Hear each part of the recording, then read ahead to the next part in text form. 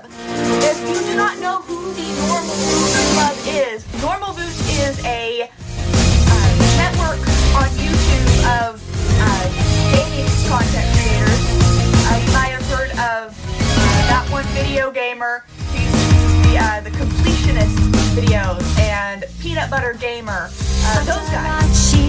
And some indie development group who was fans of the Normal Boots guys made this really awesome looking dating simulator where you play this pink-haired chick whose name I can't remember for the life of me, and you can hang out with the Normal Boots guys. And that sounds really awesome to me. I'm gonna try to date Gerard, the completionist guy, because he's just awesome. You should check out his completionist videos. Let's see. The train made its way along the gentle curve of the coast of Japan, proceeding further and further from home. Across from me sat a boy, face half buried in newspaper. He was deeply entranced in whatever article he was reading, and hadn't spoken a single word to me, even when I asked if I could join him in the last compartment with any available space. He shrugged, nodded, and adjusted his newspaper without ever making eye contact. What a jerk. It's been almost an hour. In fact, he hadn't once looked at me. Devoid of conversation, I took instead to counting the buttons on the pretentiously lush, whatever that word is right there, seat cushions, 1, 2, 3, 21, 22, and so forth, over and over. Now and again I turned to look out the window where the trees were blurring by. Sometimes the smeared green would break and reveal the quiet blue of the Sea of Japan. Eventually this I can't talk today. Eventually this rapidity made my stomach churn, and I went back to counting the buttons on the cushions. That's why you bring a book with you on train rides like this. See, the guy who won't look at you, he had the right idea. He's got something to read. He's got something to do. He's off in his own little world. 1, 2, 3. The train compartment shuddered around us. My eyes wandered to the boy in his jacket. It wasn't the school-issued blue that I and the other students on the train were wearing. Instead, it was a green varsity light jacket with an embroidered patch poorly sewn onto it. Poorly sewn on front. Cannot speak. So you're a first year then. What the fuck? He folded his newspaper neatly in his lap and looked at me with a half-interested gaze. Did you just catch me staring? Now that the paper was gone, I saw his face. He watched me through heavy-lidded eyes. His hair was immaculately groomed, his teeth straight and blindingly white. There was something about him, the way the light hit him, that made him look like he was almost sparkling. It's Edward Cullin! Okay, so my name's Hannah. The character I'm playing as me? He glanced around the compartment, empty beside us at last. Oh, no, I'm not a first year, I'm a third year. The train began to slow, metal wheels groaning against metal tracks. The sudden shift threatened to rob me of whatever was left in my stomach, but I closed my eyes and took a deep breath, willing myself to keep it together. What kind of impression would I leave puking on a student before I even arrived at the Academy?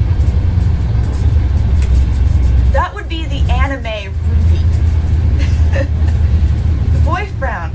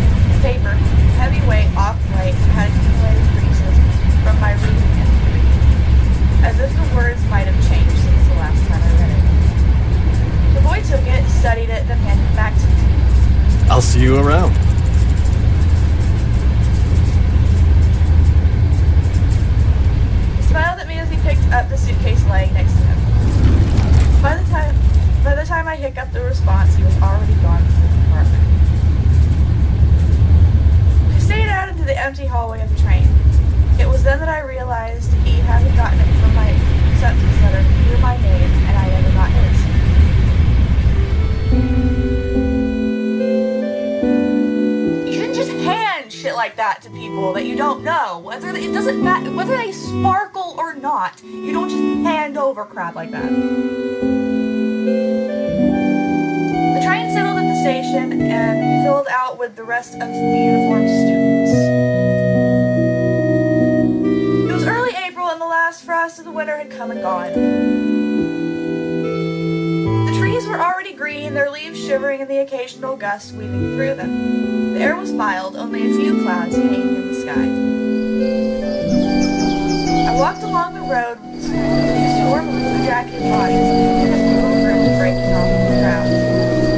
Everyone was so pleasant and so animated to be around me. I held my suitcase tight in my sweaty hand. It was leather-bound and more wasn't anything with me. It wasn't far to the school, and I was, for maybe the first time in my life, thankful that what I owned didn't amount to much. Hold on, peoples. Sorry, peoples, that was the door. Anyway, my school-issued black Oxfords click, click, click on the pavement. I walked this walk over and over in my mind. So many nights I lay awake imagining what it would be like to walk from the train station to Asagao Academy for the first time. My new start. I always imagined that everything would change for me on this walk. That somehow everything would be magically different. But as I looked around, I realized nothing had changed. That's because you have to make it change. You want your life to change, you have to make it change. It's not just gonna change by itself. By the time I reached the massive gates of the Academy, I forgot all about the disappointment sucked into the back of my throat. The school, framed by the gates to twisting black metal, was just as beautiful as the glossy photos I saw in its pamphlets. This was it, Asagao Academy. I glanced around. A swarm of students gathered around the gate beyond it. Tiny people bounced around the academy. A girl pressed a button to one side of the gate. The excitement in the air was almost palpable. A few moments later, the black gate, with great effort, creaked outwards and cleared the pathway. As the rest of the group shifted into motion, I followed along with the sheep in the herd. My stomach tied itself into knots. The crowd split off in different directions. For a moment, I panicked. The old man, a tired-looking man with graying hair, called out for first years, and a cluster of fresh-faced students gathering around him. Hey, look at that girl, says a tall boy. I turned. A few feet away, and a small group of boys were pointing at me and snickering. Hush, boy. Pink hair, are you kidding me? How desperate can you get? Hey, don't judge me! Hot shame crawled down my neck. Be proud of your pink hair. I attached myself to a group of girls following a few steps behind me. In the distance, however you say the name of that stupid bug, hummed in time to my shoes crunching against the gravel. My hair. It wasn't my fault that my hair was like this. Luckily, I found myself in the girls' dormitory, a large sign in the lawn of the Primrose House. The building dwarfed me in size with sheer intimidation. How many students did Asagao have? Well, she looks nice. Her hair's bright red, and you're not making fun of her. Why are you making fun of me for having pink hair when her hair's bright red orange? It's the color my hair was when I first dyed it, and it's faded now. I need to cut it too. Anyway, as I approached the building, a redhead girl lingering nearby caught my attention. I looked away, then she looked back. She was staring at me. She walked over. Oh, you must be my roommate! Hi, it's voice acted. Cool. I eyed her warily. She was smiling and bouncing in a way that suggested her views on life were akin to a perpetual bouncy castle. What? Bingo. Of course, you silly. Let me guess. Room 325? I thought back to the paper I received a month prior. with a list of all the supplies I needed for the year and my dorm arrangements. Yeah, that's right. She laughed, but I couldn't figure out what was so funny. Was she laughing at me? Better not be laughing at my pink hair! When I found out my roommate was a transfer student, I knew you were going to be a total main character. I'm sorry? What? Mm-hmm. When I saw you outside the gate, I knew it was you. I mean, look at that hair. I felt a lump forming in my throat. What was she talking about?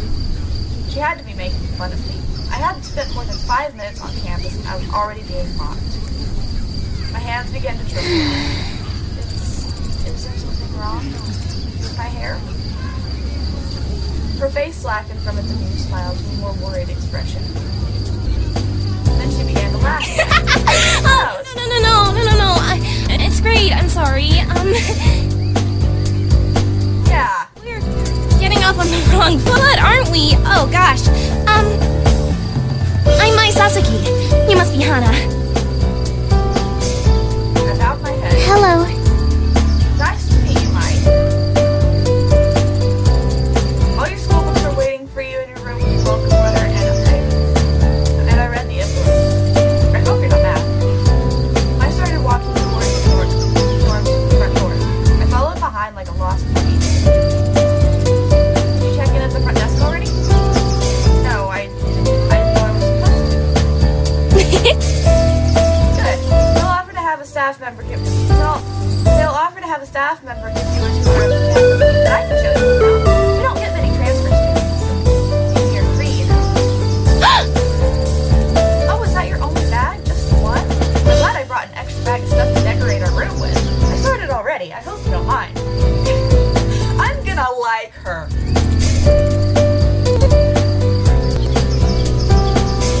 But I did wait to string the lights. I thought we could do it together, you know? String the lights? Oh my goodness. She spoke quickly, the words bubbling from her mouth, and left me no time to answer until the end of her monologue. Yeah, okay, that sounds good.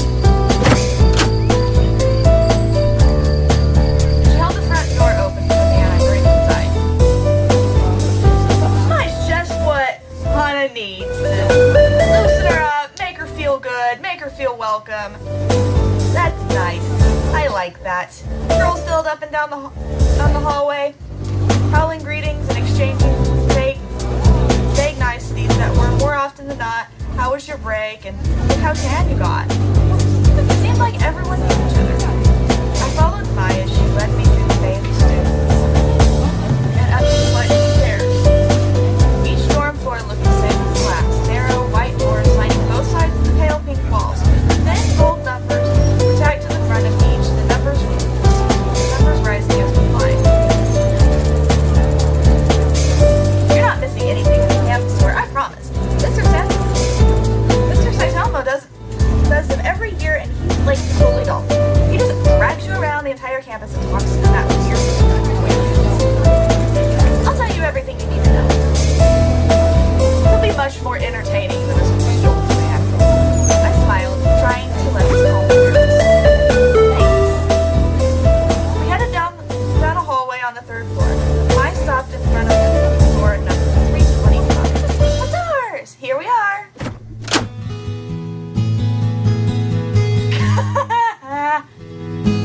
She said she was gonna wait to string the lights, but there's strung lights. Right there. Strung lights.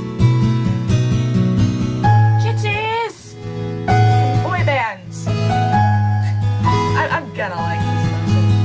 Bunny! Cute bunny! A faint smell of potpourri wafted through the room. The walls, like the hallway, were soft, powdery pink. I already defaced them with a tapestry of posters, magazine cutouts, and photographs. Some of the photos were of cats, but most were of male models and friendly musicians. The bunk bed, 2 writing desks, wooden chairs, a small dresser, and a mirror vanity, all clearly provided by the school, were the only furniture in the tiny room. The top bunk was already already covered in neatly tucked blankets and throw pillows of flashing patterns and colors. The bottom bunk had a single stiff-looking pillow with a thin cotton blanket that I didn't touch to know it was horribly itchy. I must have grimaced because Mike quickly smiled at me. I brought way too many pillows and blankets.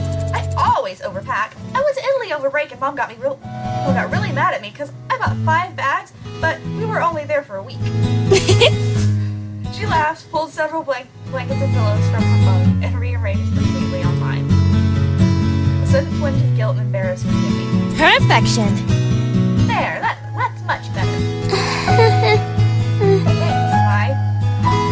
I placed my suitcase on the bottom bunk and began to unpack its contents. Several changes of clothing, pens and pencils, empty notebooks, a few photographs of my father, a dilapidated stuffed rabbit, and an old portable radio in a small black box.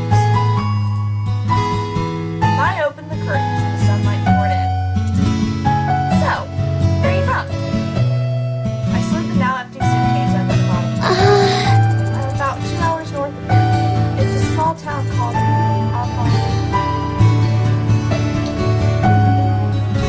Maririsu. I hope that's how I'm saying. I hope I'm saying that right. You probably haven't heard of it. I set the stuffed rabbit, Mr. Bunny, on my bed beside a purple and teal throw pillow. Oh, did you go to a different boarding school before? No, I went to a public school down the street from my house. Really? What was it like? Were the students mean? Did you have a lot of friends? I always went to private schools. My parents work a lot, and my dad goes overseas, so I think they stuck me here for convenience. Oh, hey, what's that? I removed an ordinarily patterned origami crane from the black box and was setting it on the unclaimed writing desk. Oh, this? My mother made it for me a long time ago. I set it beside a stack of thick textbooks, which I assumed were for writing. Aww. Wow, it's so pretty. I've never seen paper like that before. Oh yeah, the lights. Let me get them.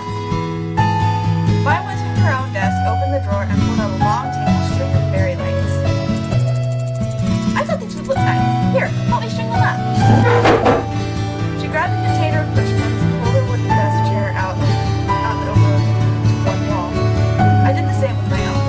Together we hid the lights around the perimeter of the room. How was the train ride over? Did you like? No, not really. I was in a compartment with some guy. What? Some guy, huh? You? Yeah, I guess. I don't know him. I wasn't really paying attention. I didn't even get his name.